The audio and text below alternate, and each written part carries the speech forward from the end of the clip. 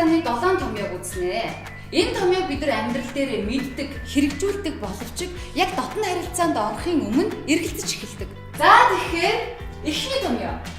А талхан зөвшөөрч, Б талхан зөвшөөрч байвал мэдээж хариу тийм ойлгомжтой байна.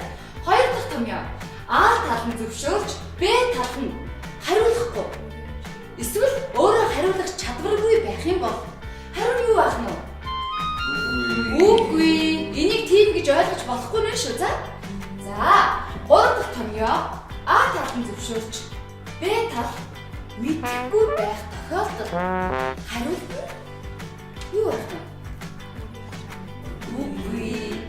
Мэдхгүй бол үгүй гэсэн үг. За, ингээд дөрөв дахь томьёо.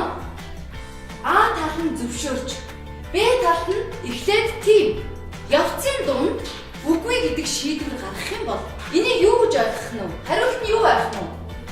Үгүй байх нь шүү дээ. Чи эхлээд тийм гэв үсттэй. Тийм болохоор тийм гэж ойлгож болохгүй нэх нь шүү дээ. Тийм үү? Ойлгомжтой өгдөө дээ. Энэ бол хариулт нь үгүй. За, ингээд тав дахь томьёо. А тал нь тийм, Б тал нь үгүй гэвэл мэдээж хариулт нь үгүй. Ингээд 6 дахь томьёо. А тал нь мэдхгүй, Б тал нь бас мэдхгүй. Эсвэл эргэлзэж байвал. Ийм байвал мэдээж хариулт нь юу аах вэ? Үгүй. 7 дахь томьёо.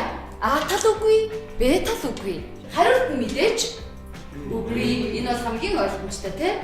За тэгэхээр хүүхдүүдээ өнөөдрийнхөө хичээлийг эцэст нь дүгнээд хэлэхэд дотны харилцаанд орохынхаа өмнө 3 зарчмыг ягштал биелүүлэхэд хангалттай. Асуу, сонс, хүндэл.